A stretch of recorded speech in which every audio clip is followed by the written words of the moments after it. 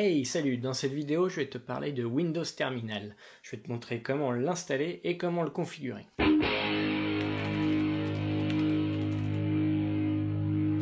Bienvenue dans la série de vidéos sur WSL2, donc Windows Subsystem for Linux. Ça te paraît peut-être bizarre de commencer cette série en parlant de Windows Terminal, mais Windows Terminal, c'est un outil très pratique pour faire du WSL2, pour travailler avec Linux notamment. Et dans cette série, j'ai décidé de commencer par te montrer comment installer et utiliser cet outil. Mais avant de me lancer sur l'installation, la configuration et une petite démo, je voulais revenir sur les fondamentaux et revenir sur qu'est-ce que c'est qu'un terminal. Pour comprendre ce qu'est un terminal, on va remonter un petit peu dans le temps, quelques années en arrière, à l'époque des téléscripteurs. Le téléscripteur, vous avez une photo sur la gauche, c'est l'ancêtre du terminal. Il permet d'échanger une série de caractères, entrer directement sur le clavier, sur l'ancêtre du clavier, et de les recevoir directement en imprimant sur une feuille de papier. Donc ça, c'est l'ancêtre des terminaux. Et quelques années plus tard, les technologies évoluent et on a l'apparition des premiers écrans CTR et des claviers souris un petit peu après. Et on va donc avoir une simulation du téléscripteur qu'on va appeler terminal. Il est responsable d'afficher sur un écran les caractères que l'on reçoit et aussi responsable de récupérer la saisie entrée au clavier par l'utilisateur. Vous avez une photo sur la gauche ici du VT100, un des terminaux les plus connus. Attention, il ne faut pas confondre ce qu'est un terminal et ce qu'est un shell. Le shell, lui, est responsable d'interpréter les commandes. C'est lui qui va exécuter les commandes comme ls, comme dir, etc.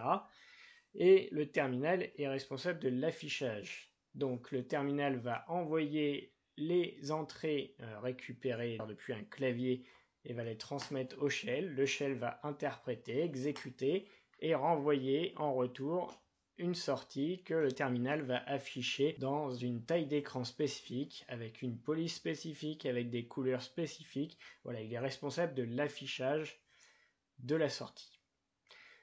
Des shells, vous en avez plusieurs. Sous Linux, il y en a pas mal. Il y a Bash qui est très utilisé, c'est celui que j'utilise tous les jours, mais il y a ZSH qui est très utilisé aussi, et plein d'autres. Et sous Windows, vous avez CMD qui est là depuis toujours, et PowerShell qui est beaucoup plus puissant. Il faut savoir que sous Windows, le terminal ou la console, on va utiliser le terme console ou terminal de façon interchangeable. Il faut savoir que ça existe depuis toujours sur Windows. Et en fait, ce processus s'appelle le conhost. Le problème de conhost, c'est que c'est une application très vieille qui a été développée spécifiquement pour Windows et qui utilise des API uniquement Windows et qui communique très bien avec Windows, mais en dehors du monde Windows, c'est beaucoup plus compliqué. Et pour pouvoir travailler avec Linux ou WSL, ça devient catastrophique. De plus, il supporte très peu de fonctionnalités, il est très basique, il n'a peu évolué ces dernières années, à part peut-être le support des couleurs 24 bits. C'est pour cela qu'on retrouve tout un tas d'alternatives tierces de terminaux. Je vous en ai mis quelques-uns que j'ai utilisés moi-même. Donc il y a Hyper qui est un terminal qui est développé en Node.js sur Electron, donc cross-platform, vous pouvez l'installer sur n'importe lequel des systèmes que vous avez. C'est plutôt sympa, plutôt pas mal, assez rapide. Il y a CMDR qui est lui une version pour Windows et qui permet de faire énormément de choses, qui a plein de bonnes fonctionnalités.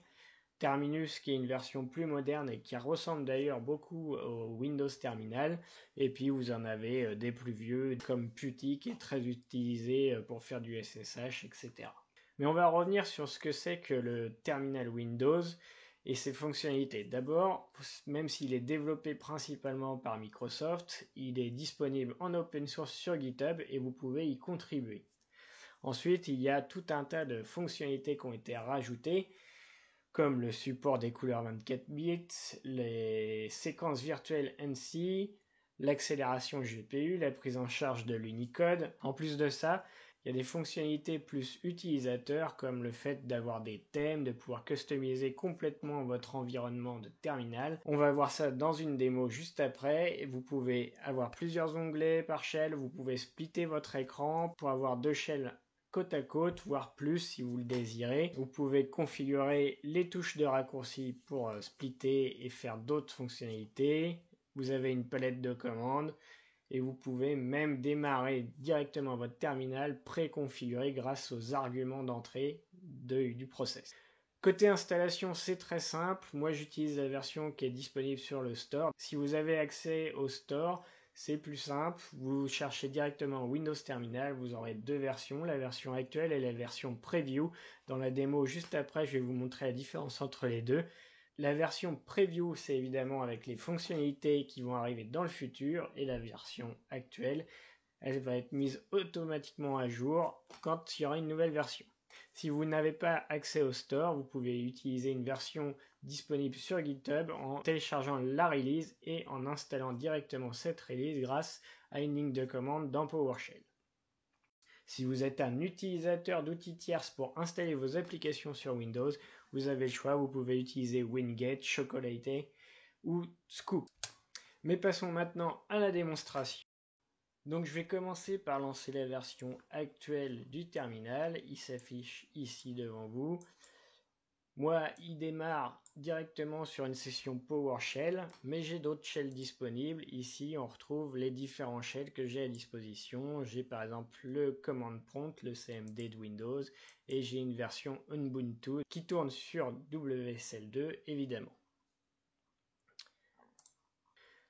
Donc comme on peut le voir, on peut avoir plusieurs onglets, mais je peux aussi splitter avec un raccourci. Je fais Shift Alt plus et ça va splitter mon terminal en deux, qui va me permettre par exemple d'exécuter deux applications en parallèle si j'ai besoin, et je peux splitter comme ça autant de fois que je veux. On peut splitter verticalement et horizontalement. Je ne sais pas si vous le voyez très bien dans la vidéo, mais j'ai aussi personnalisé les couleurs et le background. Sur Ubuntu, je vais avoir un background avec un logo Ubuntu. Et en fait, tout ça, on va pouvoir le setter dans la partie setting avec un fichier au format JSON qui est relativement simple à éditer.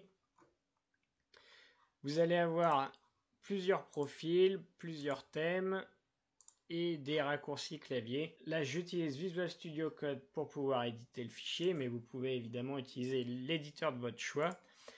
On va avoir dans les profils les différents shells de configurer, donc avec un profil par défaut qui va configurer certains paramètres pour tous les profils, et après vous allez surcharger pour les profils spécifiques, pour les shells spécifiques. Les shells sont identifiés par un GUID unique, ce qui va permettre de définir quel shell vous voulez démarrer en premier, et ici je vais définir le shell PowerShell en premier. J'ai défini du coup une police. Je vous parlerai de cette police dans une autre vidéo puisque c'est une police spécifique pour ce que je veux faire avec mon prompt et mon shell. J'ai défini des thèmes que j'utilise. Ici Andromeda, avant j'utilisais Dracula, et en fait ces thèmes de couleurs, vous allez les retrouver un petit peu plus bas ici, et vous allez définir bien sûr le nom et les différentes couleurs que vous voulez affecter. Vous en trouverez tout un tas sur internet, il suffit de taper sur Google thème couleur Windows Terminal et vous allez en trouver tout un tas. Après, à vous de faire votre choix et du coup vous utilisez directement le nom du thème que vous voulez utiliser ici. Acrylique, c'est pour avoir une transparence. Ma fenêtre est opaque à 80% seulement.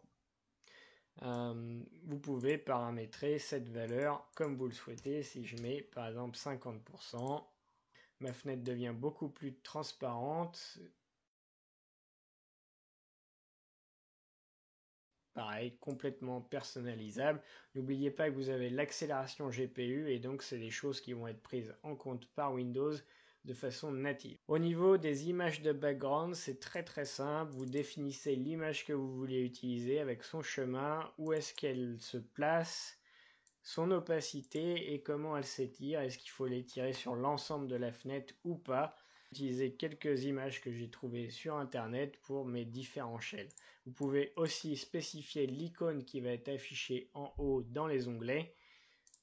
J'ai récupéré un icône du coup pour Ubuntu et vous pouvez faire ça pour tous vos shells. Tout ce qui est configuration avec Visual Studio Code va avoir une autocomplétion, donc c'est très facile d'éditer ces settings et de retrouver ce qu'on a besoin de configurer sans aucun problème. Et on va voir que dans la version preview que je vais lancer maintenant, qui intègre directement une fenêtre dédiée pour les settings. Donc on a quelque chose qui est plus accessible pour monsieur tout le monde. Pour un développeur, je trouve ça un petit peu finalement moins pratique parce que moi je préfère faire des copies de morceaux de JSON très rapidement.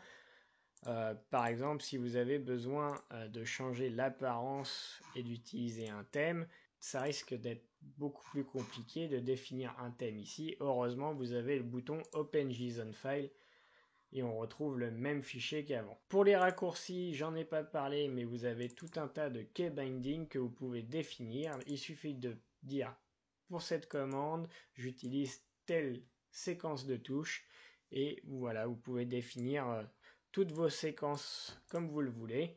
Vous pouvez trouver toutes les commandes disponibles directement sur la documentation du terminal qu'on retrouve ici. Donc la documentation Microsoft est plutôt bien faite et assez riche. Elle est mise à jour en même temps que le repo Git. Vous retrouvez l'ensemble des actions disponibles sur lesquelles vous pouvez mettre des raccourcis. Voilà, je vous propose de m'arrêter là pour cette présentation très rapide de Windows Terminal. N'hésitez pas à me dire ce que vous en avez pensé, si vous l'utilisez ou quel terminal tierce vous utilisez. Et on se retrouvera dans une prochaine vidéo pour customiser son shell et avoir un prompt finalement qui est un petit peu plus riche et plus sympa que ce qu'on a par défaut avec juste un $ ou un dièse. Donc on se retrouve très bientôt pour une prochaine vidéo. A plus!